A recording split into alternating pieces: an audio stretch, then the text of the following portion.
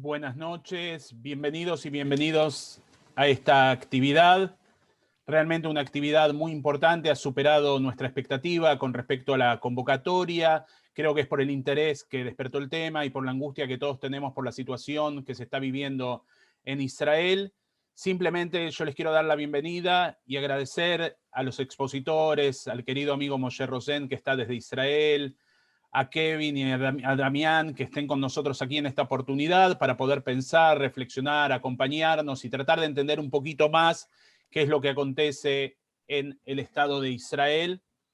Y darles la bienvenida en nombre de Tzavta, la Casa de Cultura Rosa Robota, Meretz Argentina, Meretz Zair, Ayomer Atzair, el periódico Nueva Sion, y agradecer la adhesión de la comunidad Betel que tanto valoramos y que tanto hacemos en conjunto actividades para podernos acercar en estos temas.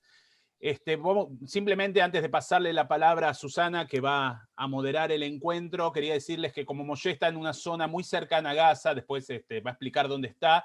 Si él tiene una alarma, por supuesto, primero va a salvaguardar su vida y después vamos a continuar con su palabra. Tenemos a Kevin y tenemos a Damián, que en ese caso van a tomar la palabra. Por suerte, hace varias horas que no cae nada. Esperemos que siga así y podamos desarrollar la actividad y en algún momento pronto, en realidad, ustedes desarrollar la vida normal más que la actividad en Israel. Así que paso la palabra a Susana. Muchas gracias a todos por el interés y por estar. La gente que no pudo entrar le vamos a derivar al Facebook, estamos transmitiendo en Facebook, preguntas y comentarios se van a recibir por este medio. Susana, toda tuya la palabra. Sí, buenas tardes, buenas noches a todos. Veo que hay gente de todas partes del mundo, de Israel, de Estados Unidos, distintas partes de la Argentina. Así que bienvenidos a todos y gracias por estar. Bueno, como dijo Enrique, hoy tenemos esta actividad tan importante y tan especial en estos momentos que se están viviendo en Israel. Nosotros lo pensamos esto el martes, en la medida que avanzaba este nuevo conflicto, nuevo dentro del conflicto ya existente. Hablamos como ese día, pero poniendo el foco en lo que pasa en el sur de Israel, en la periferia, que siempre está castigado. El Kibbutz Nir Yishak está al lado de la franja de Gaza, en el sur. Y ese día se extendió mucho el conflicto hacia el centro, con el bombardeo masivo a Tel Aviv, y bueno, con todo el panorama que ustedes ya conocen. Evidentemente, en ese cuadro de situación, igualmente nos parece muy importante el testimonio de Moshe en primera persona, y su análisis, y también contar con la participación de dos analistas políticos para poder también ver, contextualizar el conflicto y ver el desarrollo y las posibles salidas o implicancias. En realidad esto surge en este momento, justamente surge en un momento de este nuevo enfrentamiento, surge en un momento de crisis política en Israel, donde ya van 2 años, donde no se puede formar un gobierno estable, y a su vez el fracaso, un nuevo fracaso en la posibilidad de que haya elecciones en la autoridad palestina. En ese contexto se da esta ampliación del conflicto, el surgimiento del conflicto y la ampliación, pero nosotros queremos hacer hincapié en el problema de la periferia, que es siempre el más castigado, y ver esta visión. En ese sentido contamos con Moshe Rosen, como ya lo ha señalado, prácticamente todos lo conocen, a Moshe. Él es miembro del Kibbutz Nir Yishak desde 1974, tiene formación en Historia del Estado de Israel en la Universidad de Ben Gurión y en estudios de Historia del Pueblo Judío en el Sapir College. Su trayectoria en el movimiento kibutziano es amplia. Desde 2006 a 2009 fue el representante del movimiento kibutziano y el movimiento educativo Ayomer Atzair en América Latina. Desde 1990 al 91 fue miembro del comité ejecutivo del movimiento kibutziano. Del 87 al 89 fue secretario general del Kibbutz Nir Yishak, y del 83 al 86 fue también delegado educativo del movimiento kibutziano de Israel en Argentina, y del 76 al 78 director del departamento de seminarios del movimiento kibutziano para hispanoparlantes. Va a abrir la actividad Moshe, él va a hablar sobre distintos aspectos desde Israel. Luego Kevin Levin, va a dar su visión como analista político. Kevin es magíster en Medio Oriente, Sur de África y África de la Universidad de Columbia en Nueva York. tiene una maestría, es maestrando en estudios latinoamericanos de la Universidad Torcuato Di Tella, licenciado en Sociología de la UBA. Es investigador y secretario del Departamento de Medio Oriente del Instituto de Relaciones Internacionales de la Universidad Nacional de La Plata desde el 2015. Damián Sval va a hablar a continuación, que es analista internacional, licenciado en Ciencia Política, periodista, magíster en Estudios Internacionales de la Universidad de Di Tella y docente UBA. La mecánica de la reunión va a ser que van a hablar los 3 disertantes, y luego se va a abrir a preguntas. Dada la cantidad de gente, lo que vamos a hacer es que hagan las preguntas por chat, y Yara va a ir seleccionando las preguntas, que va de varias preguntas, va a lograr hacer una, las que son parecidas, distintas, así que vamos a abrir un 15, 20 minutos de preguntas. Así que bueno, entonces vamos a empezar con Moshe Rosen. Sí, Moshe. Desmuteate. Ahí está, Moshe. Está con el micrófono. ¿Ahora se escucha? Sí, sí, sí. Ok, buenas tardes para ustedes, buenas noches para nosotros. Esperamos para nosotros que sea una noche calma, o sea, que realmente pueda desarrollar con ustedes un diálogo, porque en los últimos días, en las últimas horas, estamos viviendo momentos de suma tensión. Para ser francos, para nosotros, como decía Susana, pobladores de la periferia, pobladores de la frontera, efectivamente nuestro kibutz está a 4 kilómetros de la frontera con la Franja de Gaza. Estamos ya en una rutina, es una triste rutina, pero no es la primera vez, o sea, no estalló con este conflicto llamado guardianes de los muros.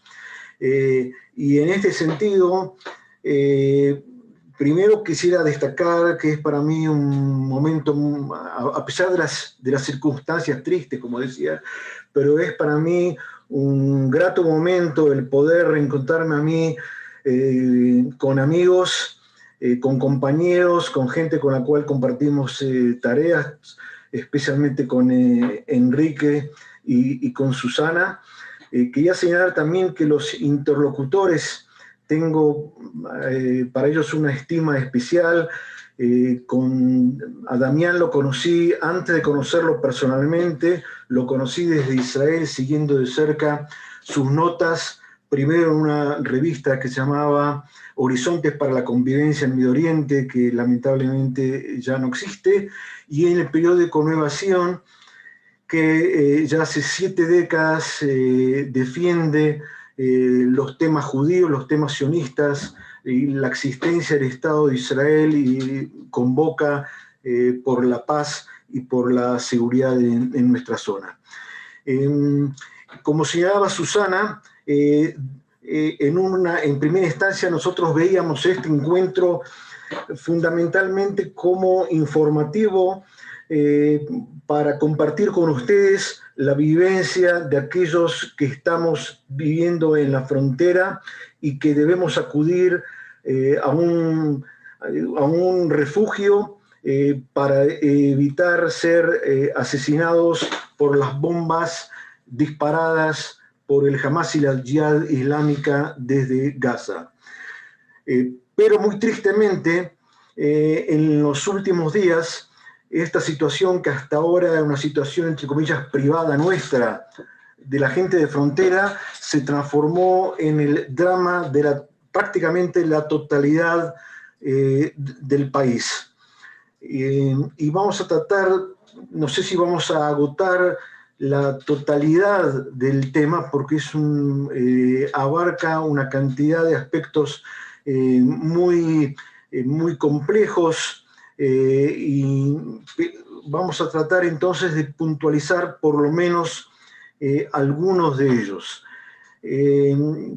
Para mí es una situación dolorosa, no solamente desde lo personal, por tener que vivir momentos de angustia y de terror, y de tener que buscar refugio ante la alarma cuando se disparan misiles desde Gaza, sino que quiero reconocer también mi dolor y mi decepción ante el hecho que esta situación, como decía antes, para nosotros es una situación de rutina, en tanto que para la clase política de Israel pareciera que recién ahora la descubrieron. O sea, hay una reacción militar muy intensa y muy extensa a partir de lo que sucedió a principios de la semana pasada con los disparos contra Jerusalén, y eso es lo que provocó la acción militar que se está desarrollando con tanta fuerza en este momento. Pero durante todos estos años nosotros vivíamos una situación similar y no siempre o casi nunca estaba en los titulares.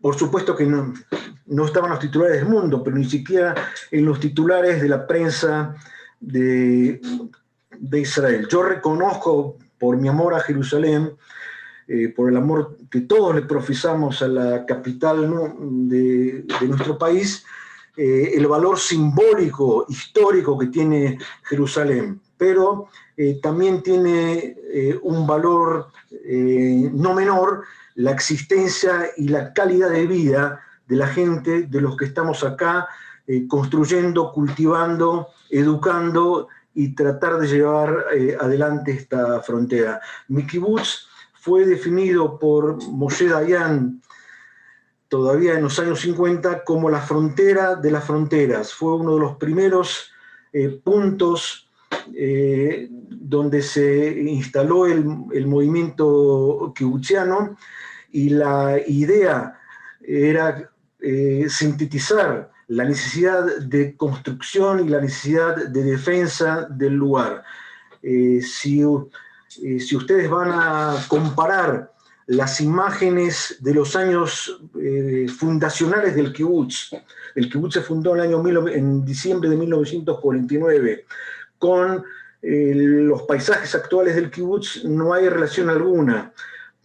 Cuando nosotros, no me refiero a mí personalmente, que todavía no había nacido, pero cuando los pioneros fundadores del kibutz llegaron a lo que es ahora mi casa, esto era un desierto, y lo que para muchos es una leyenda o una anécdota, en realidad es algo que ellos con su esfuerzo cotidiano lograron transformarlo en lo que es nuestro kibutz hoy en día, con sus campos, sus cultivos, su educación, su cultura y todo lo que el kibutz trata desde un marco de comuna y de autogestión realizar en este lugar. La vivencia de estos días entonces es más dramática que en otras oportunidades, pero yo debo reconocer de que no es la primera vez. Y en ese sentido aprovecho la oportunidad para saludar a algunos compañeros con los cuales, como decía antes, compartí tareas cuando estuve en una misión educativa que finalizó a fines del año 2008, principios del 2009. ¿Y por qué los saludo? Porque no pude despedirme. ¿Y por qué no pude despedirme? Porque en esa oportunidad hubo una guerra, lo que se llama acá una de las tantas operaciones militares, a partir de una situación muy similar. O sea, cuando nosotros volvimos a Israel, acá se desarrolló el operativo del plomo fundido, o algo por el estilo, no me acuerdo exactamente el nombre, porque cada tanto, como ahora se llama Guardián de las Murallas, la guerra es la misma, pero las distintas fases, batallas o operaciones cambian, acá cambian de nombre, pero la situación era muy similar. ¿Y cuál es la situación similar?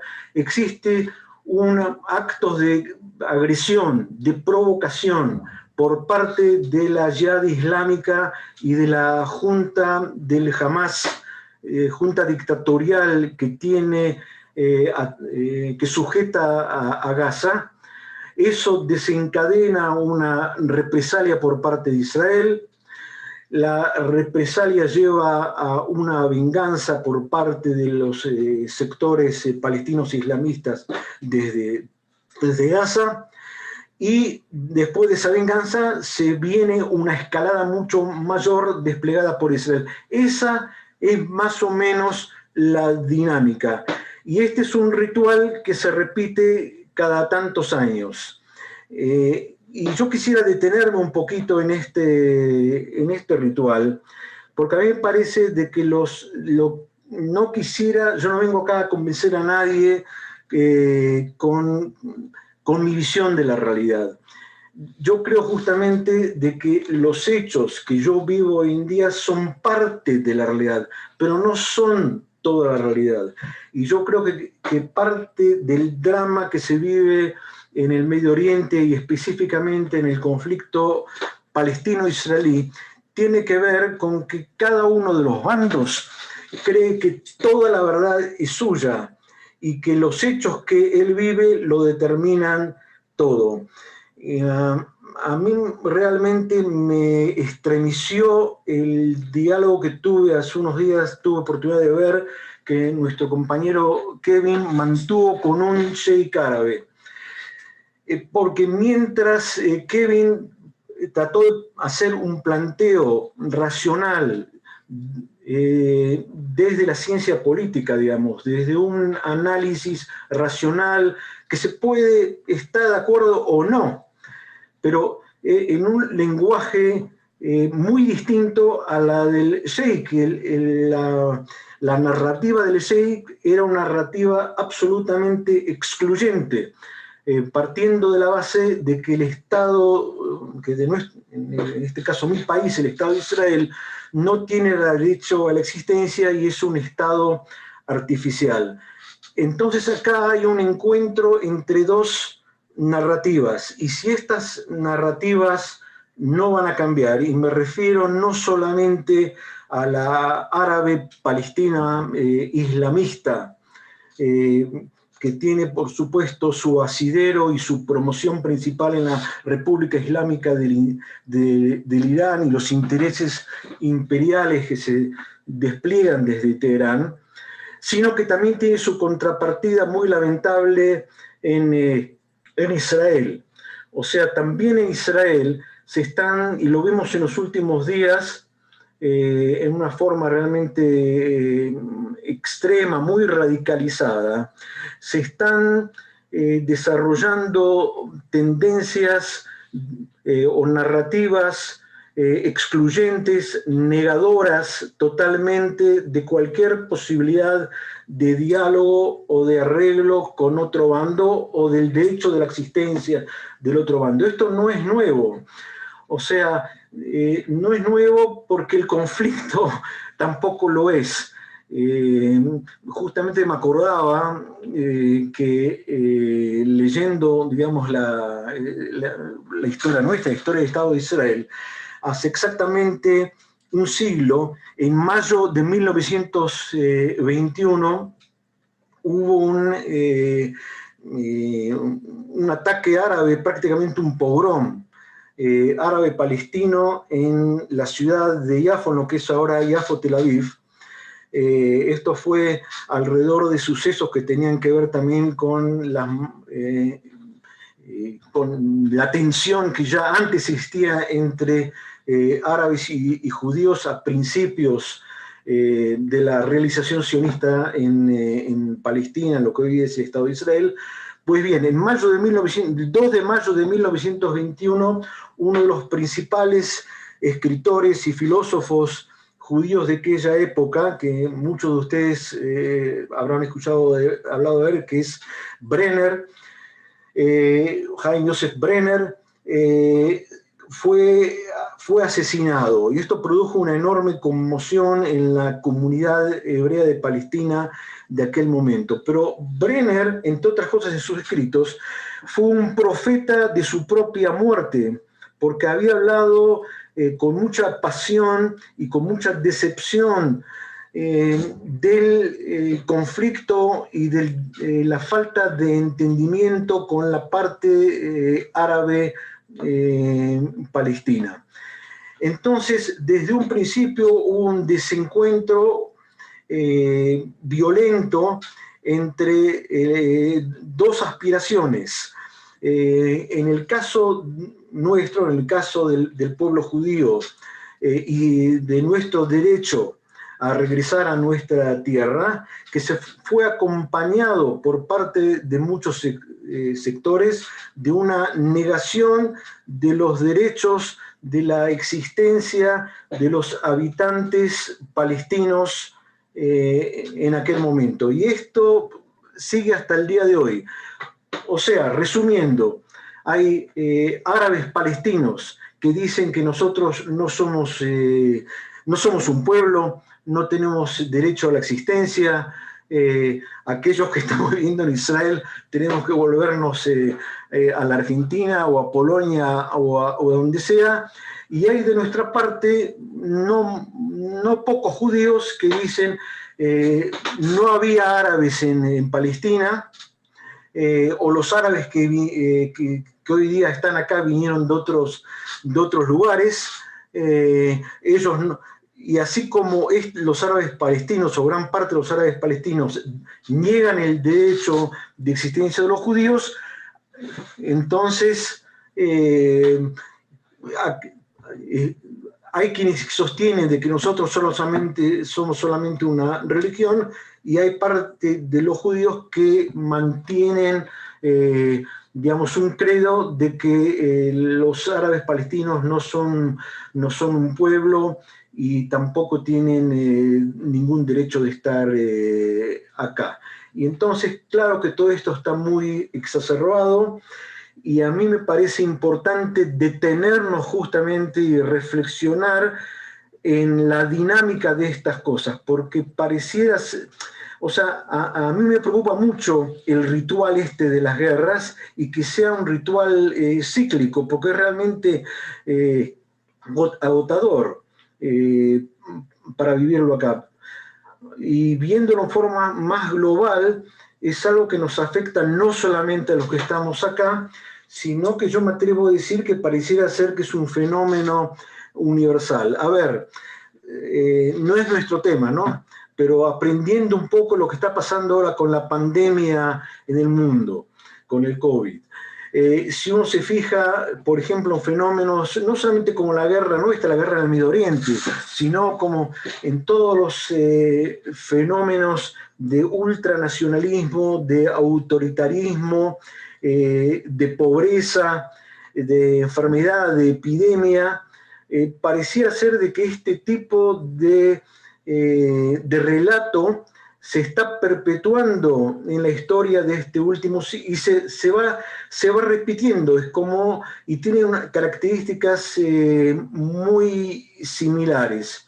Y muchas de las cosas que están ahora pasando,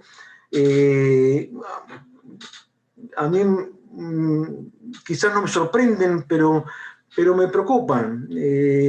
Muchas de las reacciones que yo veo de parte de judíos y de árabes ultra radicalizados en Israel me parecen muy similares a lo que escuché del sheikh que discutió con nuestro compañero Kevin, y inclusive desde el gesto físico muy similares a de este hombre con cuernos en la cabeza que entró en el Capitolio, no sé si lo mandó directamente Trump o vino por propia iniciativa. O sea, no sé si esto se entiende. A mí me preocupa el ritual repetitivo, la dinámica, y quisiera encontrar la fórmula como para romper estos ciclos tan dramáticos, porque si cada uno de nosotros se va a aferrar a su propia verdad, y para mí sería lo más fácil, porque miren, si yo estoy hablando con ustedes, pero estoy también mirando acá a la ventana para tratar de escuchar si no hay alguna alarma. Entonces yo puedo decir, miren, señores, para mí mi verdad es toda la verdad, porque en cualquier momento puede sonar la alarma, yo tengo que correr al refugio y estoy realmente cansado de la guerra, del terror y de las bombas. Y entonces yo también podía estar en una posición fácil de decir, eso es todo lo que veo. Y como las bombas no me llegan de la Patagonia, sino que me llegan de Gaza, entonces todo mi odio y toda mi hostilidad y toda mi reacción y mi única forma de resolver el conflicto es terminando con este enemigo y que es lo único que veo. Y yo me propongo a sí mismo, y es difícil, especialmente en esta circunstancia no es nada fácil, salir de esta caja, ¿no? Ideológica, y tratar un poquito en lo posible de abrirse o de entender, no de justificar también otras narrativas, y tratar de encontrar algún lenguaje común y algunos interlocutores posibles. Para mí, uno de los momentos más dolorosos que estoy viviendo tiene que ver no solamente con lo que está pasando en mi kibutz y en mi casa y con mi gente y mi preocupación familiar o tribal, sino también, como decía antes, con los fenómenos que vienen acompañando a esta guerra, porque es una guerra, y son fenómenos internos de la sociedad israelí, y tienen que ver con que, no sé si los diarios fuera de Israel lo han recogido de una manera correcta, pero hay agresiones de ciudadanos árabes a ciudadanos judíos, algunos de ellos, y esto tiene que ver con lo que yo decía recién de la narrativa y de cómo cada uno también tiene su propia memoria. Porque, a ver, ciudadanos árabes que atacaron en la ciudad de Lida, en Lod, a sinagogas y quemaron los libros de la Torá, lamentablemente le recuerdan a mucha gente las persecuciones en Europa, o lo que yo contaba antes del asesinato de Brenner hace 100 años. Y al revés, lo que pasó en la ciudad de Bat Yam, no sé si ustedes están enterados, pero un muchacho árabe estaba en la ciudad de Bat Yam y un grupo de judíos fanáticos se acercaron a él, lo reconocieron como árabe, o sea, como no judío, y le dieron una paliza, pero no solamente que era una paliza terrible que hace peligrar su vida, sino que todo esto sucedió cuando el hombre le dijo, miren, ¿en qué los puedo ayudar? O sea, la golpiza fue una respuesta a la inocencia y a la generosidad de este hombre. Entonces yo digo, ¿hasta qué extremo puede llegar el fanatismo y la crueldad? Parecía, es algo que no es nuevo, pero que cuando uno lo vive de cerca no tiene nombre. Una de las cosas terribles que también pasaron estos días es que en una ciudad cercana a nosotros acá en el Negev occidental, la ciudad de Sderot, a pesar de que la gente una familia estaba en su refugio, de todos modos una de las esquirlas de una bomba disparada por la Yihad Islámica desde Gaza alcanzó uno de los departamentos y un niño de 5 años fue asesinado por esa bomba. Y una de las cosas terribles que acompañaron esa situación fue que al día siguiente, cuando fue el sepelio del chico, desde Gaza trataron de enfocar o de apuntar los disparos justamente hacia el lugar donde la gente estaba reunida para despedirse de este chico. O sea, son elementos tan estremecedores que cuestan incorporarlos, o es imposible incorporarlos de forma racional.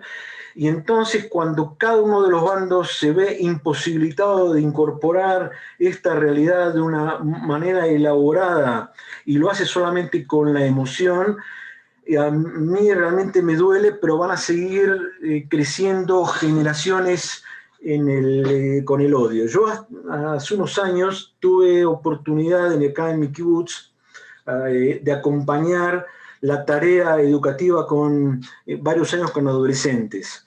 Y estos adolescentes nacieron justamente en las primeras épocas de esta situación de ser agredidos por las bombas. En ese momento no había la cantidad de refugios y elementos de defensa que hoy día tenemos en el kibutz.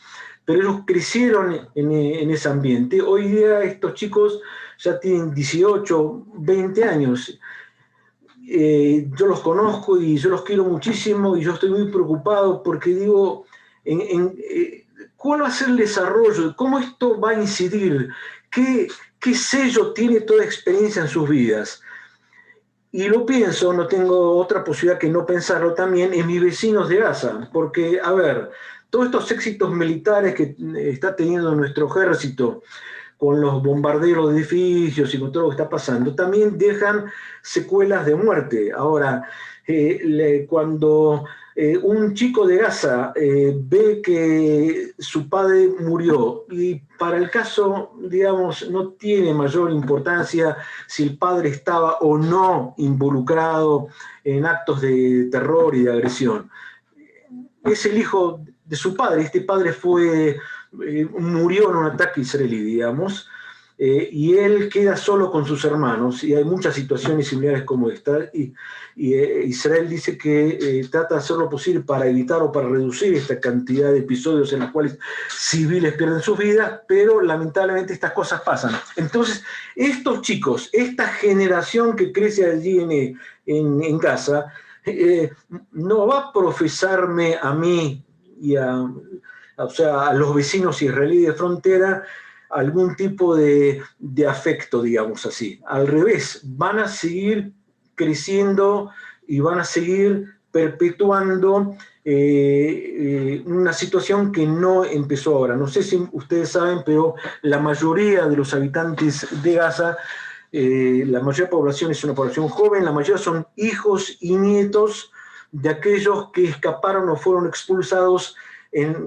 principalmente en la guerra de liberación en 1948 y en la guerra de los 6 días en 1967. Entonces ya vienen con todo una carga negativa. Y por último, para volver un poco al principio, quería señalar de que así como desde el bando palestino, árabe en general, el mundo islámico, entonces muchos no ven nuestro derecho el derecho de ustedes, no solamente yo que vivo acá, a una vocación histórica y afectiva hacia la tierra de Israel después de 2000 años. Entonces también desde nuestro lado hay muchos que no ven el derecho de los árabes no a 2000 años, a 20, 30 o 70 años de su destierro de la tierra en la cual ellos vivían. Yo propondría ahora de que quizás Kevin, Damián, los compañeros sigan con su relato y luego vamos a dar lugar quizás también a preguntas, observaciones y obviamente críticas, porque como les decía antes, esta es mi visión, que quizás es equivocada o es parcial, es solamente la vivencia de alguien que está hace casi medio siglo viviendo en este lugar que es mi hogar. Gracias, Moshe. Sí, entonces, Kevin. Bueno, difícil seguir el testimonio sentido e informado de una persona como Moshe, a quien tengo el placer de conocer desde mis años mozos, desde mi paso por la PNUA, hace ya bastante tiempo. Pero si se puede sumar algo, quería en mi intervención, que por supuesto, estando desde Buenos Aires, no tendrá el mismo componente de experiencia personal que el de Moshe, pero sí intentar aportar algo para entender un poco de dónde sale esto que está pasando lamentablemente por estos días, entender un poco cómo responde a algunos procesos que se vienen dando en los últimos años y en base a eso también porque me parece que algunas de estas cuestiones toman ribetes de preocupación particular o tal vez se convierten en un lugar desde el cual partir para empezar a pensar formas alternativas de organización y de interacción entre judíos, árabes, israelíes y palestinos. Y algo que me parece importante para comenzar es pensar dónde estábamos hace 7, 8 meses y dónde estamos ahora. Y tomo como referencia ese marco temporal, porque hace 7, 8 meses no faltaban analistas que, haciendo eco del discurso oficial tanto de Jerusalén como de Washington, hablaban sobre la llegada de un nuevo Medio Oriente a partir de los acuerdos de Abraham. Ustedes recordarán estos acuerdos que firmó Israel, en primer lugar con Emiratos Árabes y con Bahrein, después se sumaron también Sudán y Marruecos, países no directamente involucrados en el conflicto, pero de todas formas parte de la Liga Árabe, que venían a romper cierto consenso en la región de décadas de que la normalización con Israel, fuera de los dos casos notorios donde ya existía, que eran Jordania y Egipto, ya no tenía que esperar a la normalización con los palestinos. Es decir, no hacía falta, la cuestión palestina ya no se convertía en un obstáculo, en un impedimento para que Israel mejorara, normalizara, profundizara sus lazos diplomáticos, comerciales, políticos con la región. Y más allá de que se derramó mucha tinta explicando cuál había sido el cambio, la realidad es que hoy vemos que esta idea, de alguna forma implícita en los acuerdos, que era que el tema palestino está muerto, o si está vivo, a nadie realmente le importa en la región, siempre fue una ilusión. Y en este sentido, es de muy mal gusto decir se veía venir en este contexto, pero se veía venir. Y parece que esa visión sí estuvo contaminada con excesivo optimismo.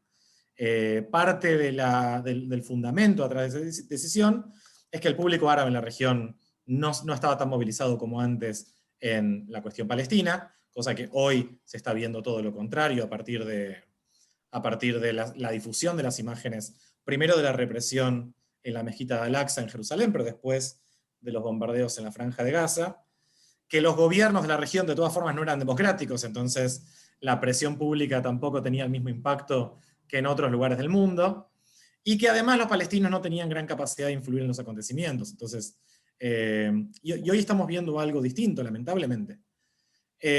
Y para pensar un poco qué cambió, me parece importante pensar cuáles fueron algunos factores que incidieron en este estallido.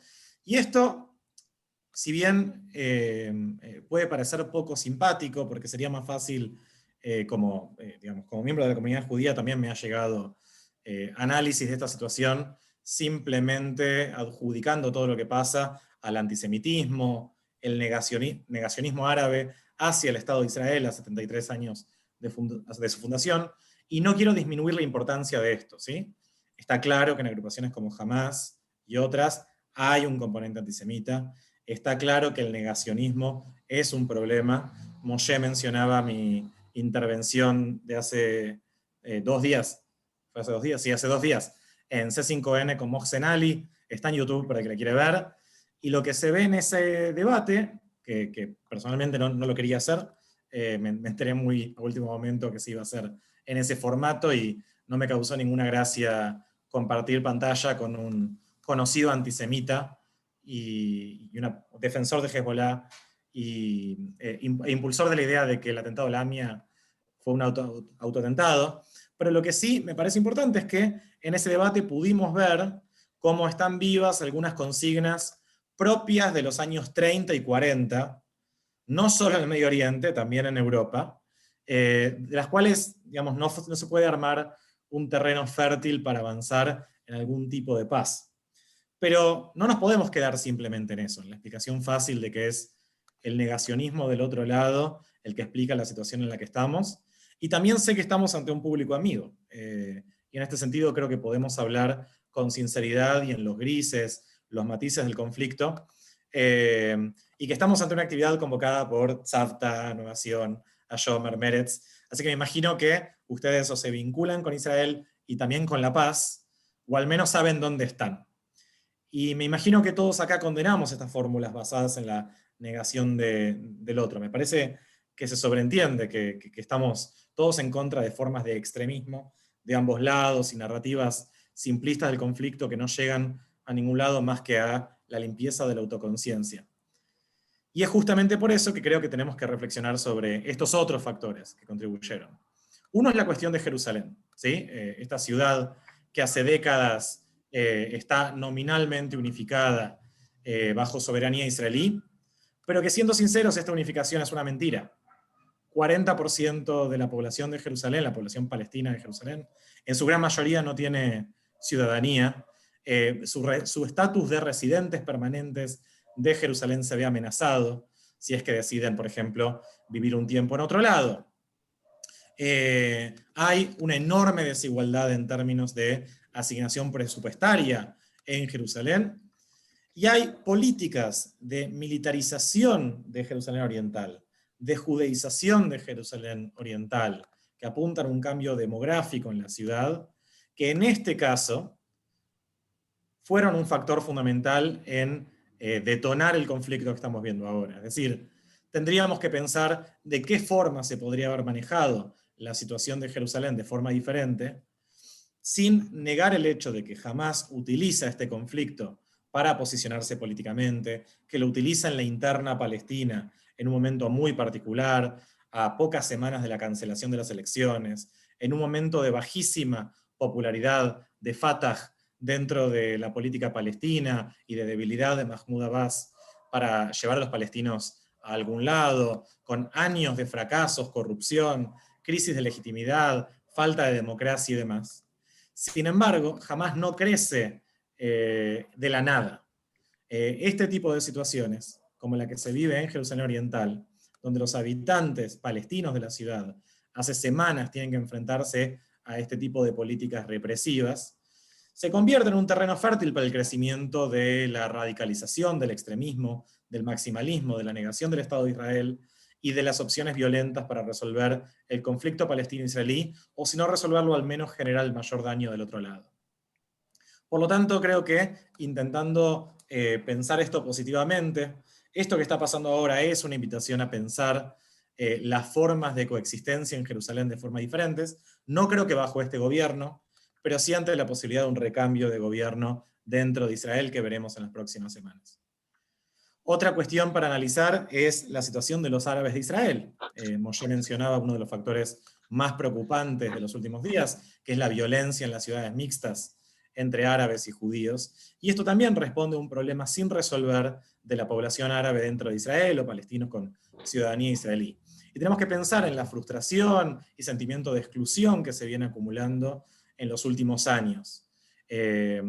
Asimismo, también vimos en las últimas elecciones cómo los partidos tradicionales árabes perdieron votos en el Parlamento y todos los partidos políticos judíos salieron a intentar ganar este voto prometiendo cosas, poniendo representantes de la comunidad árabe de Israel dentro de sus primeros puestos de las listas para ingresar al Parlamento, algunos con relativo éxito.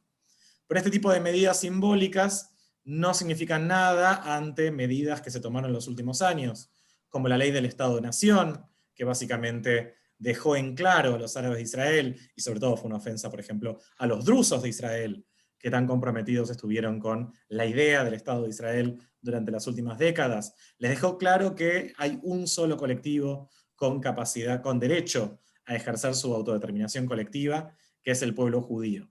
Y este tipo de leyes, absolutamente innecesarias, porque fue una formalización de algo que en la práctica ya existía, tan solo se explican por la necesidad constante de Netanyahu y de sus socios de consentir a la extrema derecha dentro del público para perpetuarse electoralmente.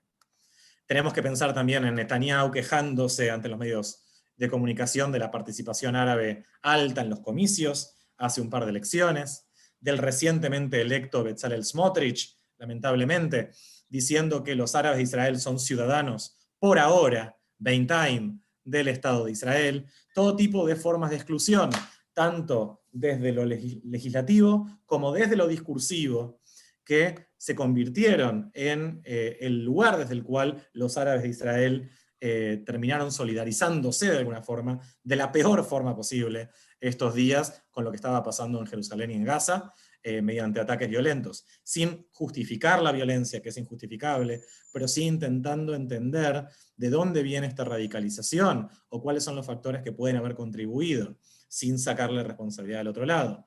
Tal vez los árabes de Israel están hoy en día en su menor grado de identificación con el Estado, desde el final de la administración militar en 1966. Hay que pensar también los impactos económicos de toda la crisis del COVID, que afectó por los sectores de la economía donde afectaron, principalmente a las personas de bajo ingreso dentro de la población israelí, y por lo tanto afectó de forma desproporcionada a la población árabe israelí, que hoy enfrenta a niveles récord de desempleo y pérdida de ingreso. Y por último, también esta situación es un llamado, me parece, a repensar las relaciones entre la autoridad palestina y el Estado de Israel. Y si en los últimos años el cassette que se repitió constantemente desde el gobierno israelí era que no había con quién hablar, que Mahmoud Abbas no quería la paz y demás, bueno, ahora vemos un poco las consecuencias de esta negación constante del sector moderado dentro del pueblo palestino, que es el fortalecimiento de Hamás, esa, digamos, la ventana por la cual Hamás ahora está intentando reposicionarse políticamente a través de la violencia, fue abierta tanto por los fracasos del liderazgo palestino en Ramallah, como por las políticas de negación y de exclusión promulgadas desde Jerusalén.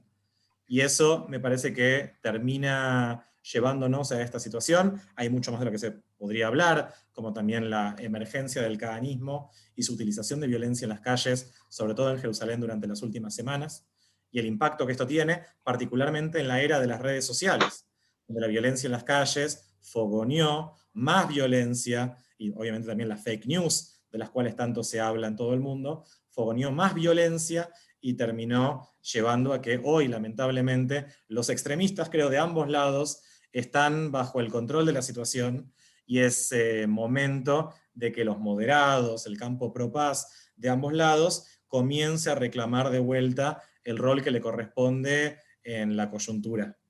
Así que, bueno, no le saco más tiempo, muchas gracias. No, gracias, Kevin, muy buena. Damián. Bueno, buenas tardes. Para mí es lamento las circunstancias, el momento tan triste y problemático, pero bueno, es un gusto poder compartir con Moshe, a quien conozco, como él dijo, hace muchos años, y a quien le tengo un cariño y un aprecio muy grande. Y bueno, y con Kevin, a quien, bueno, también conozco desde hace mucho, cuando él era muy chico.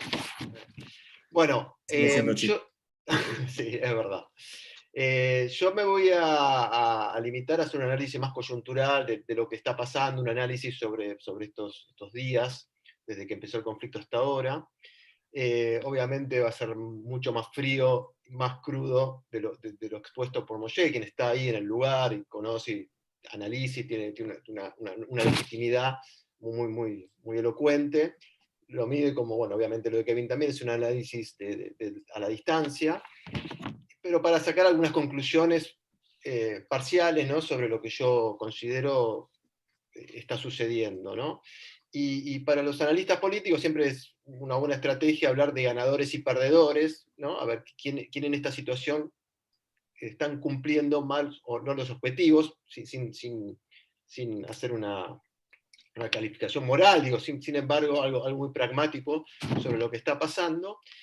Y yo lo voy a utilizar para tratar de exponer mi pensamiento, mi análisis, ¿no? Y yo creo que por ahora el gran ganador de todo esto es Hamas, ¿no? Es Hamas, porque Hamas, me parece, entra en esta disputa muy fuertemente con un objetivo claro, que es posicionarse como la representación de la calle palestina, entendiendo esto los territorios, Cisjordania y Gaza, pero también de los árabes israelíes. Creo que vio rápidamente el hartazgo, un poco lo que acaba de escribir Kevin, ¿no?, de la situación en Jerusalén, sobre todo un proceso que viene hace muchos años, también esta situación de decisión de Bibi Netanyahu en el año 2009, cuando entra al gobierno y decide correr el tema palestino de la agenda política, concentrándose en Irán. de cierta manera ninguneando, ¿no?, las aspiraciones palestinas, con todo un caldo de cultivo, y creo que tuvo sus momentos muy críticos en este último mes, que se fueron agravando hasta la situación que vivimos en los últimos días. Entonces, las aspiraciones de Hamas trascienden la Franja de Gaza y van mucho más allá. Por eso me parece a mí que decide tomar esta actitud, que sorprende también al gobierno de Israel en términos de la capacidad de golpear que tiene Hamas, un poco lo que le pasó en el 2006, salvando un poco la distancia con Hezbollah. Leyendo la prensa israelí especializada, hablan de que Hamas tiene 30.000 misiles, cohetes en sus arsenales, golpeando obviamente las zonas cercanas a Gaza, pero pegando en Jerusalén, como mandando un mensaje también muy claro sobre lo que quería expresar ese ataque, pegando en Tel Aviv, generando muertes, ¿no?, también, ¿no?, como corriendo los límites, cosa que era imposible que cualquier gobierno de Israel soportara semejante agresión. Obviamente, como dice Moshe, mucho antes esto viene pasando y las poblaciones del sur lo vienen sufriendo, pero bueno, el impacto mediático y de interés cuando pegan en ciudades como Jerusalén y Tel Aviv es claramente distinto. Y en ese sentido no es ingenuo lo que hace Hamas. ¿Qué pone en la balanza Hamas? Tiene poco para perder. Está acostumbrado a este tipo de enfrentamientos, está claro que no le importa la vida de los civiles, ni la de los israelíes claramente, pero tampoco la de sus propios civiles, esto es evidente, eso es casi indiscutible. Pensemos que en el año 2014 murieron en el enfrentamiento de alrededor de 2.000 civiles, una cuestión cuantitativa, hoy estamos lamentablemente, ¿no?, 130, por eso digo que es muy crudo y muy frío, pero jamás no pone eso en la balanza a la hora de buscar sus objetivos. Sabe que va a perder, de hecho lo está perdiendo, algunos líderes, algunas personalidades importantes, su infraestructura. Creo que ahí confía en que, como pasó en 2014, la va a poder ir reconstruyendo, ¿no?, que habla también de una falencia del gobierno israelí en no haber continuado con el control, si se quiere, del rearmamiento de Hamas. De cierta manera sabe hasta dónde, sabe que la única opción donde podría complicarse es que le peguen quizás a los líderes más importantes, ¿no?, que creo que son quizás dos de los más importantes, son el jefe del ala militar de Hamas y el líder de Hamas en Gaza. Me imagino que bueno, ellos estarán bastante bien protegidos, pero que lo que quiero decir, Hamas sabe lo que va a perder, que cree que poco, de vuelta porque no le importa, el término de vidas humanas, pero busca su objetivo principal, que es el de lograr la representación de la calle palestina. Y creo que lo está logrando. Un poco también, ya lo explicó Kevin, no quiero ser reiterativo, de todo lo que viene pasando en la interna palestina. Otro gran, bueno, no sé si gran, ¿no?, pero otro ganador de esta situación es Bibi Netanyahu.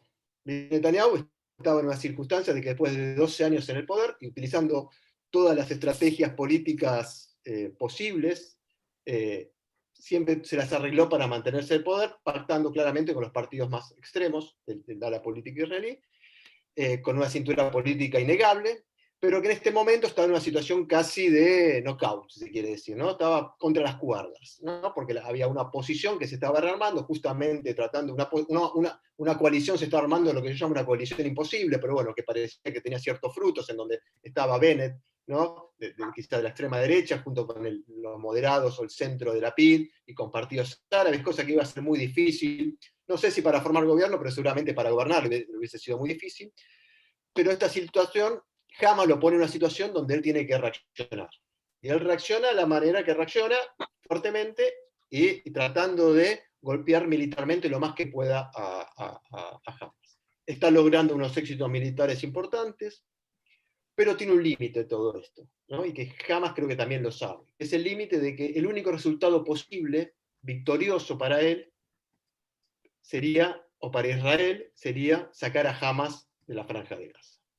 Y ahí tenés pocas posibilidades si no entras por tierra, ¿no?, con una invasión por tierra, que es el escenario que nadie quiere, que ningún israelí, me parece, ningún gobierno quiere meterse. Por la experiencia marca que cuando eso sucede, bueno, el daño, tanto en civiles palestinos como los propios soldados israelíes.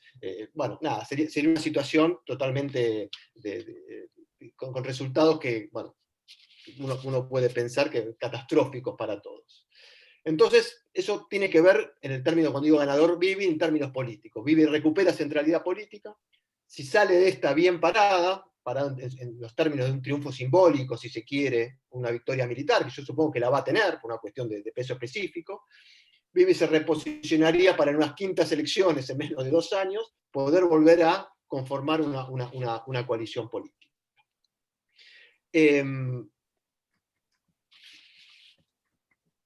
Y ahí tenemos, me parece, el gran nudo de esta cuestión es cuáles los perdedores, quiénes pierden acá. Yo creo que lo que se está gestando acá, la gran pérdida, o lo peor que va a terminar de todo, que se está mostrando todo esto, es lo que va a venir el día después, o lo que ya estamos viendo, tanto en la calle palestina como en las calles de Israel, que bien describió Moshe. Lo que se llama un atisbo del levantamiento, ¿no?, de la población palestina, que está muy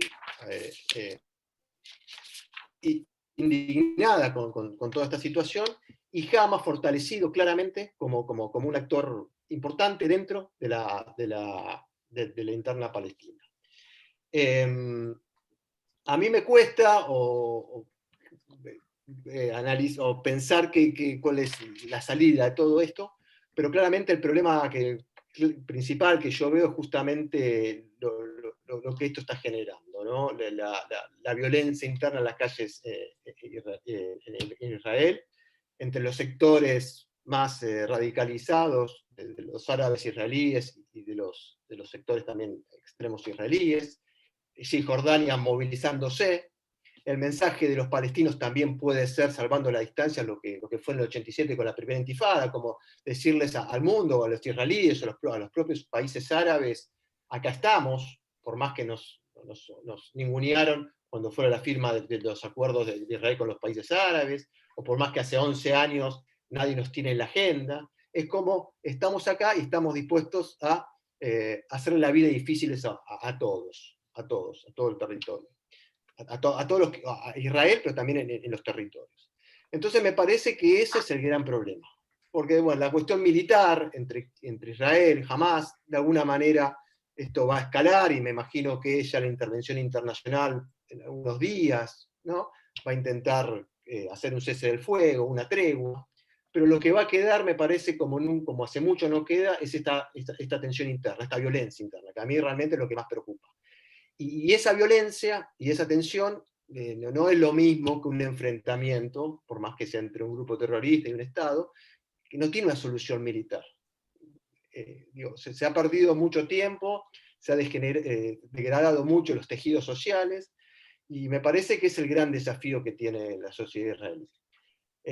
¿Quiénes llevan adelante, quiénes podrán liderar la posibilidad de un cambio en ese sentido? También, Moshe seguramente lo sabe mejor que yo. Dentro de Israel, las opciones políticas parecen limitarse. La izquierda, la centroizquierda, no gobierna Israel hace 20 años. Este año se van a cumplir 20 años de que no hay un primer ministro laborista hacia la izquierda en Israel. Eso también es una señal. Y muestra, me parece a mí, cómo este proceso se fue intensificando a lo largo del tiempo. Y habla también de una falta bueno, a nivel internacional o a nivel global pasa lo mismo, pero claramente falta quizás, no sé, opciones donde uno puede decir que para poder encarrilar de cierta manera estas graves, fisuras o fracturas dentro de la sociedad israelí, dentro de los territorios palestinos, porque de vuelta, lo que pasa dentro de Israel es muy grave, pero la no resolución o el statu quo impuesto en los territorios palestinos, más temprano, más tarde, van a repercutir sobre Israel, sobre su democracia, van a repercutir sobre su toma de decisiones.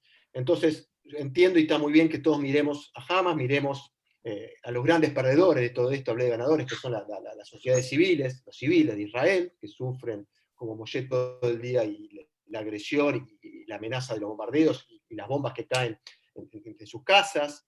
La población palestina, que bueno, obviamente que también está a merced de Hamas, que nunca ha tenido ningún tipo de consideración sobre eso.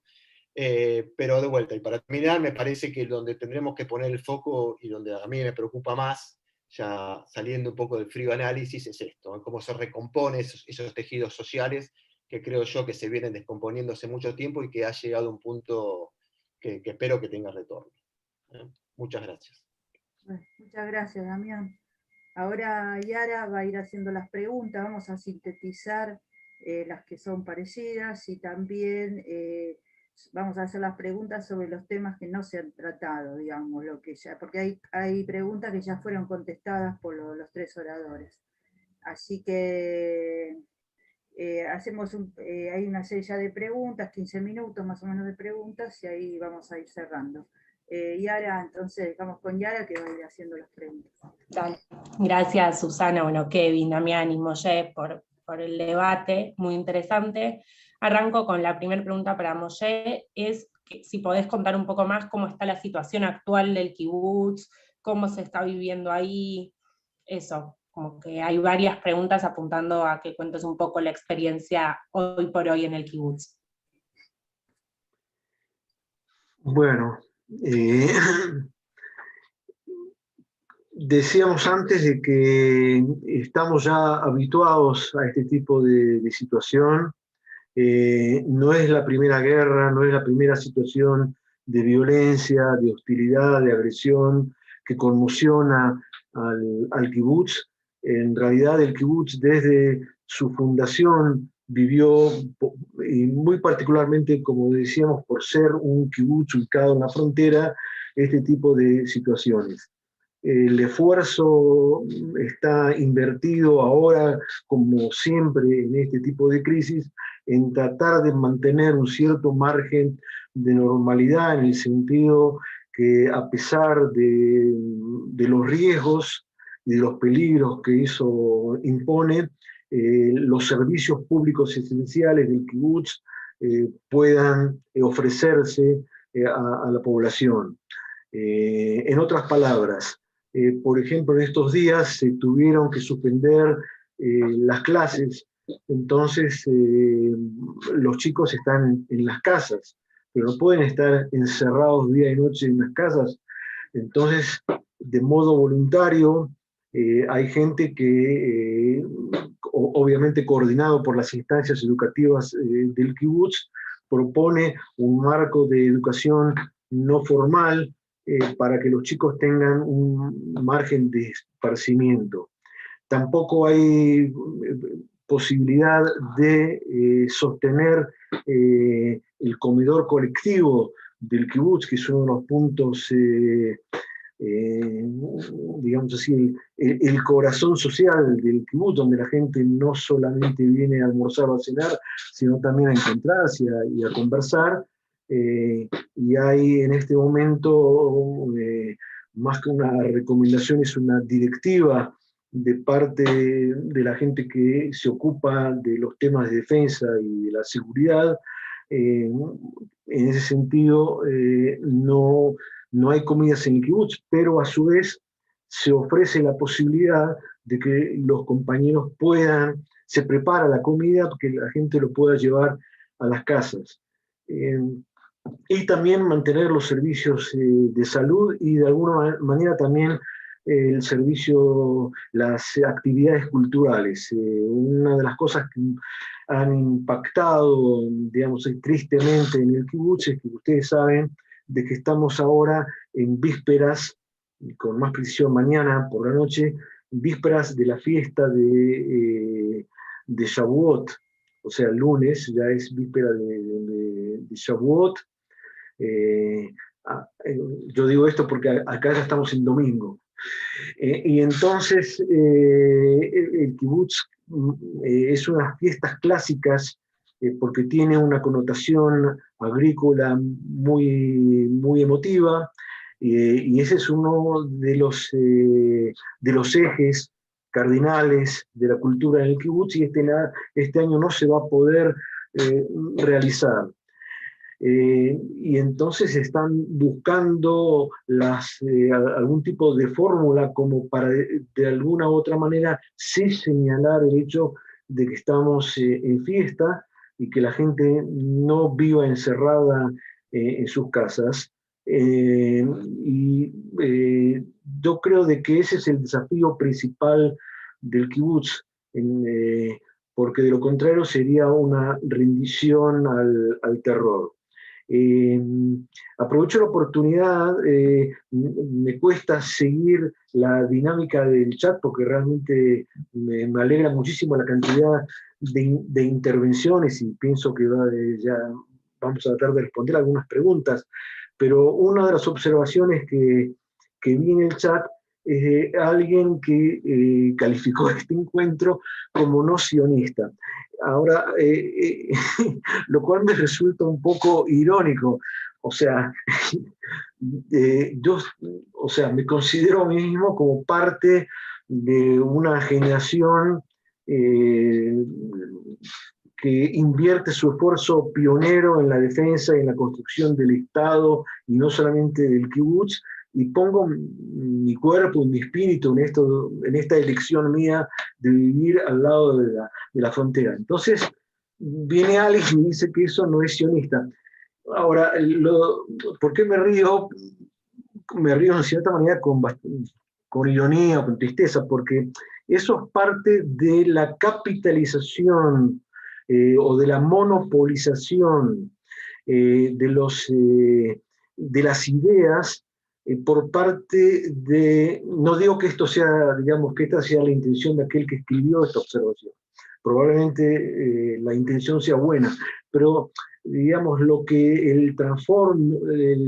en realidad el subtext de esta afirmación es parte de este reclamo que tiene en Israel la derecha, que se ve a sí misma como gobernante de la ideología sionista primigenia fundacional de Israel, cuando es justamente al revés, cuando fue el movimiento obrero y socialista el que tuvo a su cargo, digamos así, la construcción principal y la defensa de nuestro país. Entonces, como que se da vuelta y se transforman los hechos y se crea una narrativa que poco tiene que ver con los hechos y tiene que ver más con un tipo de vocación política muy peligrosa y muy característica de la derecha, de sectores ortodoxos y fundamentalistas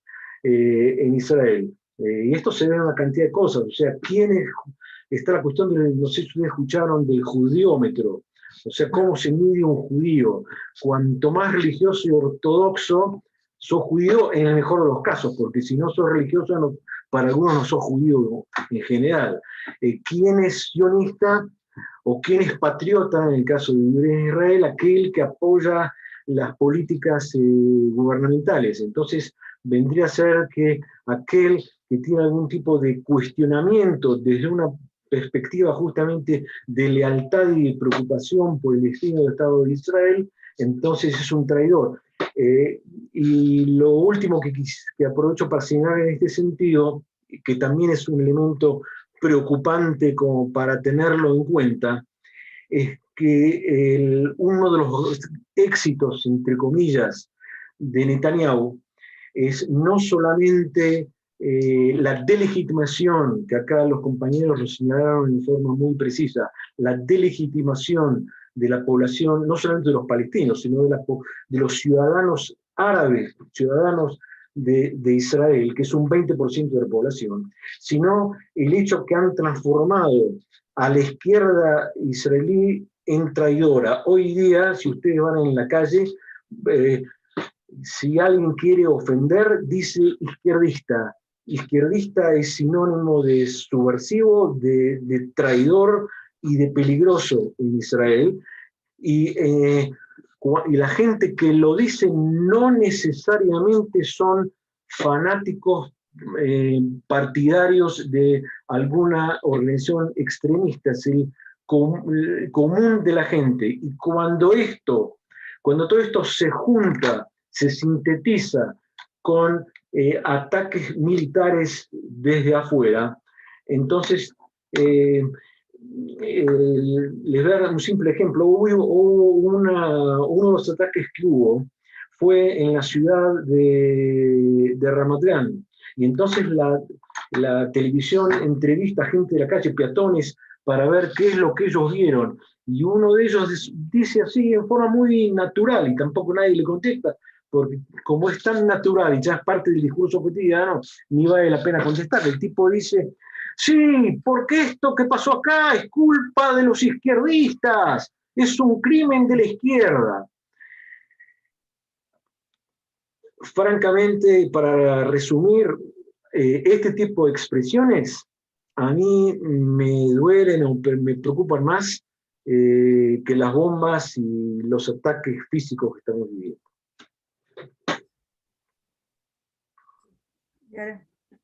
Gran respuesta, Moye, sobre por qué esta actividad sí es sionista. Gracias por eso. Continuando con las preguntas, ahora una que va para Kevin. Quieren saber, Kevin, tu opinión sobre la destrucción del edificio de los medios de comunicación de Al Jazeera y AP con todo el revuelo que generó a nivel mundial. Bueno, estamos hablando de un acontecimiento de hoy, ¿no? Por lo menos lo vi hoy a la mañana. Tal vez no, creo que pasó hoy. A ver, la destrucción del edificio que alojaba las oficinas de Al Jazeera y de AP, de Associated Press, obviamente despertaron la condena internacional. Ahora, la pregunta es si ese fue el objetivo. El planteo oficial de Israel es que el edificio se usaba por Hamás, lo cual es por lo menos llamativo, que el mismo edificio aloje las tres entidades, ¿no? Al Jazeera, Associated Press y algunas personas de Hamás. Pero bueno, la verdad es que en esto me parece que depende un poco de a quién le creemos. Por supuesto que el caso llama la atención, como cualquier ataque a la libertad de prensa llamaría la atención. Es llamativo igual que quienes lloran muy rápidamente ataques a la libertad de prensa no hayan salido a condenar, o por lo menos que le llame la atención lo que pasó hoy en la Franja de Gaza. Pero por otro lado, también puede pasar que sea el motivo que definió el ejército israelí. La verdad es que desconozco qué había exactamente en ese edificio. Por supuesto que si el objetivo eran AP y Al Jazeera, es absolutamente reprochable porque son medios de comunicación legítimos que informan sobre lo que está pasando en Gaza, y si no era, es evidencia también de las dificultades que tiene cualquier tipo de incursión aérea o terrestre en la Franja de Gaza, donde los objetivos militares, si se quieren, porque jamás no es un ejército regular, no están espacialmente separados de edificios, de residencias civiles, de escuelas, de hospitales y demás. Pero la verdad es que, más allá del horror de ver las imágenes de un edificio caer, un edificio que sabemos que al menos parcialmente no era Hamás, no sé si totalmente no era Hamás o parcialmente no era Hamás, es un horror, pero habrá que ver, ojalá existiera algún tipo de investigación independiente y no tuviéramos que creer exclusivamente en fuentes oficiales para determinar qué era o qué no era ese edificio.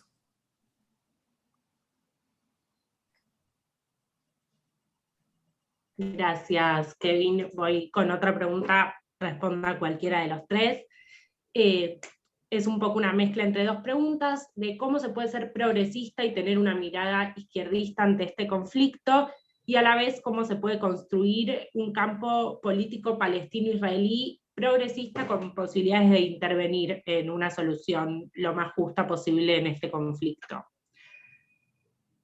No es que quiera esquivar la respuesta, me parece que el más adecuado para responderla es Moye, digo, me parece a mí, no te quiero, Moye, pero digo, por trayectoria y porque obviamente tu trabajo en el campo, digo, lo que yo pienso.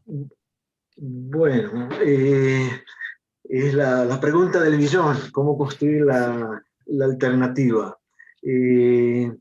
Esto se relaciona con lo que decíamos antes de las narrativas. Ya no hablo de las narrativas nuestras, las judías frente al campo árabe, al campo islámico, etcétera, sino específicamente en Israel. Y uno de los ejes del debilitamiento de la izquierda en Israel, de la izquierda sionista, es de que ahí se operaron cambios históricos, económicos, culturales muy sustanciales en Israel.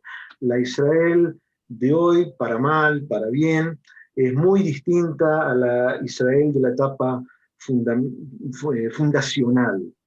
Uno de los ejes de este cambio es algo muy importante y muy afortunado que tuvo Israel, y es la capacidad de recepción de una inmigración masiva de los países árabes, de los judíos y de los judíos procedentes del norte de África. Ahora, gran parte de estos judíos llegaron a Israel con un bagaje de tradiciones, un discurso bastante distinto y por momentos opuestos al discurso, en nuestro caso el discurso sionista socialista, y no solamente el discurso sionista socialista, sino también una mira, digamos así, cultural desde que yo llamaría liberal en el buen sentido, no liberal en el sentido clásico latinoamericano, sino liberal en el sentido de apertura a ideas modernistas, a ideas de cambio. O sea, mientras que la población llamada Israel oriental, de los judíos orientales, de los judíos árabes, está muy afincada en la tradición ortodoxa, acá se produce entonces de alguna manera una grieta, y son dos discursos enfrentados, son inclusive dos idiomas distintos. Y en esto se trepó también Netanyahu para afianzar lo que yo señalaba antes, que es el hecho de quién es judío, quién es sionista, quién es patriota, y una identificación total de estas definiciones con una mirada judía más nacionalista y ortodoxa en lo religioso, a pesar de que la mayoría, por ejemplo, de los judíos en Estados Unidos no son judíos ortodoxos, pero en Israel se le ha otorgado, no solamente en Netanyahu, eso ya viene de antes, se le ha otorgado a la ortodoxia un privilegio de conducción de presencia estatal muy importante. Si todo esto conduce a que en la población de los judíos orientales y de la población árabe de Israel, que tiene características religiosas, obviamente no judías, que son mayormente musulmanes, pero tienen un punto en común que es el conservadorismo en el sentido de la oposición, por ejemplo, o de la, vamos a dar un ejemplo que tiene que ver con la capacidad de entender, de recibir al otro, al distinto, o por ejemplo el rechazo que tienen a homosexuales, etcétera, etcétera. Todo esto, si la izquierda sionista, la izquierda israelí, no vamos a encontrar un lenguaje común con estos sectores, entonces vamos a seguir perdiendo las elecciones. ¿Por qué? Porque en estos sectores se encuentran justamente lo que yo veo, a pesar de las diferencias de ideas, son aquellos que desde lo económico, desde lo clasista, desde lo sustancial, tienen que ser justamente nuestro punto de mira y nuestro punto de transformación. Y eso es posible a través de una aproximación distinta y un diálogo. Y yo soy optimista porque se está dando este diálogo. se está dando este diálogo porque hoy mismo, esta noche, en las calles de Israel, hay manifestaciones conjuntas de sectores que no son necesariamente de izquierda, que son judíos laicos y judíos religiosos, y obviamente ciudadanos árabes que salen juntos a manifestarse contra la violencia que estalló dentro del seno de la sociedad israelí y por un reclamo de una solución de tipo más racional en lo que hace en la relación con nuestros vecinos. ¿Me permitís guiar un minutito? No, Sí, yo sí, simplemente que quería agregar que lo que le pasa a la izquierda en Israel me parece es un fenómeno más global también, ¿no? No sé, podemos ver en muchos países en Europa, Inglaterra, Francia, España misma, un retroceso de la izquierda de hace unos años, y que tiene que ver quizás también con que la derecha, el centro derecho, la derecha se apropió de muchas de las banderas o de la tensión, supo interpretar mejor, no sé con soluciones, pero por lo menos en lo discursivo, la demanda de ciertos sectores sociales que antes apoyaban a los partidos de izquierda. Una vez a Margaret Thatcher le preguntaron cuál fue su mayor éxito, y dijo, mi mayor éxito es que yo logré que el laborismo cambiara, ¿no? Cuando apareció Tony Blair con la tercera vía, es como decir, como que la izquierda en algunos casos fue detrás de los partidos de derecha, compartiendo gobiernos o llevando su discurso ahí, olvidándose quizás algunas banderas o algunos temas claves. Entonces me parece, sin conocer como Moshe bien de adentro lo de Israel, me parece que por lo menos la socialdemocracia, el laborismo israelí, creo que sufrió también ese tipo de situación. Gracias. Gracias, Damián, por la intervención. Bueno, vamos a hacer una última pregunta.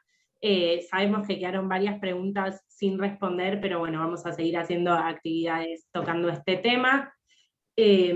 Vamos a hacer unas últimas dos para cerrar. La primera es un poco yendo a lo más internacional. Si creen que influye el cambio de gobierno de Estados Unidos para que jamás se anime más a producir esta escalada de violencia.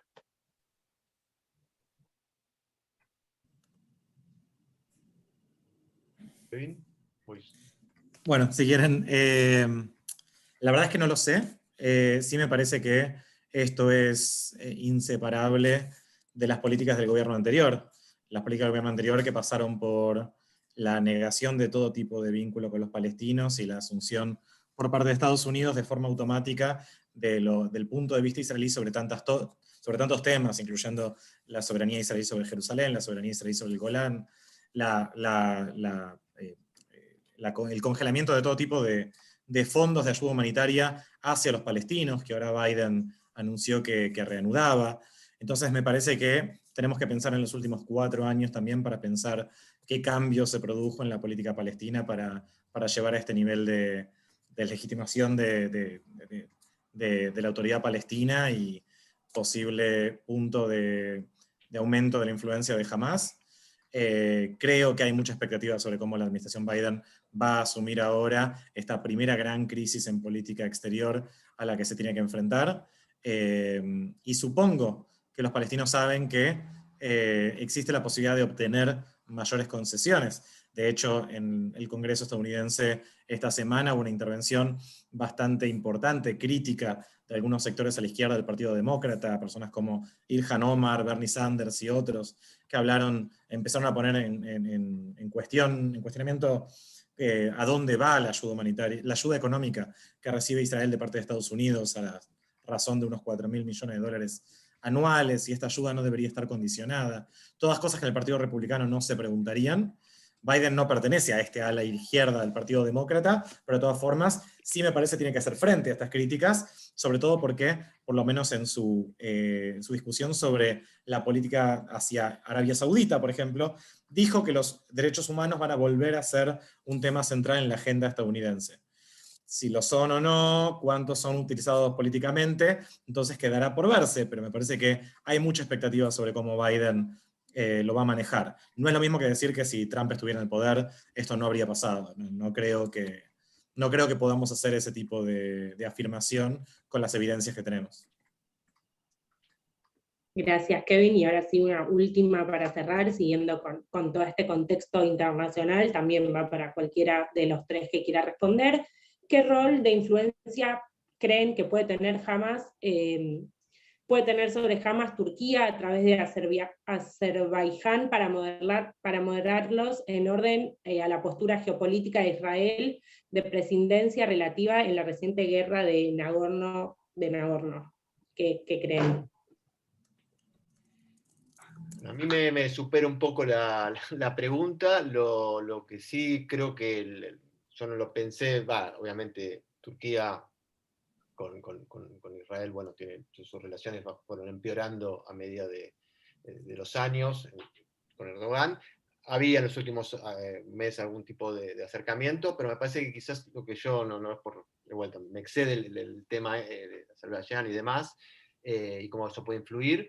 Quizás sí, lo que yo creo que puede haber alguna influencia de parte de algunos sectores iraníes, quizás que ahora hay un tema electoral también, y hay mucha presión de los sectores más radicalizados en Irán, al ver la posibilidad de que se reactive el programa del acuerdo nuclear, puedan estar tratando de calentar el Medio Oriente, justamente por eso, ¿no? Para tratar de boicotear ese acercamiento. Por ese lado, quizás algunos analistas podrían ver también la mano de Irán, o de un sector por lo menos, para que jamás haya actuado así. Pero bueno, yo llevo el análisis para ese lado, que es un poco el que he leído y he escuchado en las últimas horas. Bueno, muchas gracias a todos, se mantuvo la atención todo el tiempo. Muchas gracias a Moshe, que estaba con la tensión lógica de no saber si iba a tener que irse al refugio para salvar su vida.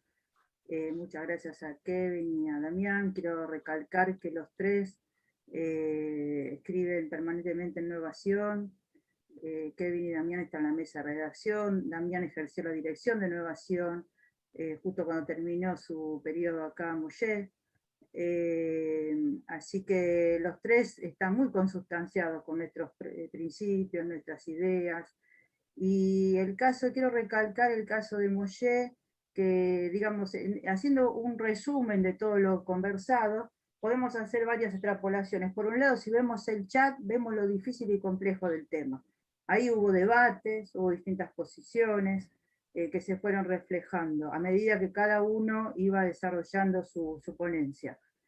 Siguen todavía los comentarios, eso es lo muy bueno, lo fértil de esto, quedan muchas preguntas, muchos interrogantes, pero nos quedó todo un análisis de primera persona, como habíamos querido nosotros, de la periferia de Israel del Sur, tan castigado de hace 20 años, y esta mirada de Moshe, que es la de un verdadero sionista socialista, los que lo conocimos y trabajamos con él, que en medio de esta tragedia tenemos el gusto de verlo y charlar con él, sabemos que es un verdadero sionista socialista, por eso está donde está, incluso.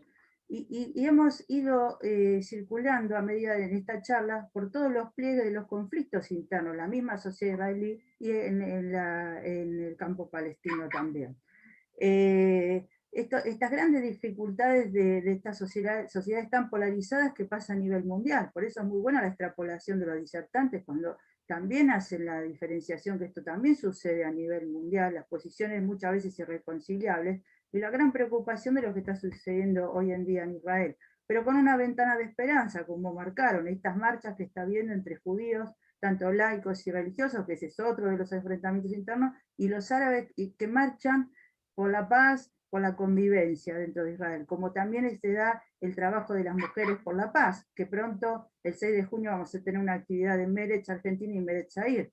Entonces, ahí nosotros, esta es nuestra tarea también, ir trayendo todas esas voces. Y bueno, en un momento tan crítico como estamos viviendo, donde el conflicto ha escalado tremendamente, es muy difícil que no haya estas distintas posiciones que se ven también en el chat.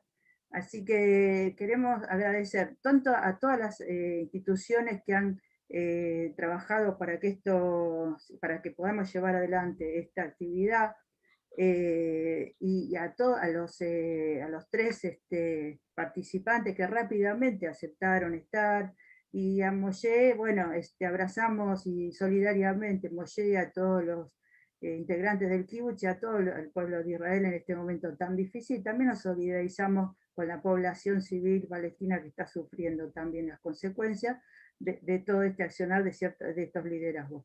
Así que, bueno, gracias a todos por la participación, por la intensidad del debate en el chat, y gracias a Yara por manejar tan bien las preguntas, ir seleccionando, ir logrando sintetizar, e ir pasando a distintos temas, porque a medida que ellos iban hablando, surgían preguntas que muchas veces ya eran contestadas por los panelistas. Ella tuvo la visión clara de ir separándolas, seleccionándolas, de sintetizar, y de ir abarcando los aspectos que no se habían tocado. Así que muchas gracias a todos, gracias a Enrique también, a Gustavo Front, director de Innovación, por la colaboración también en la organización, gracias a Betel, así que gracias a todos, y bueno, seguimos trabajando y con la esperanza de que pronto se cambie este camino y sea un camino donde los moderados puedan ser los que lleven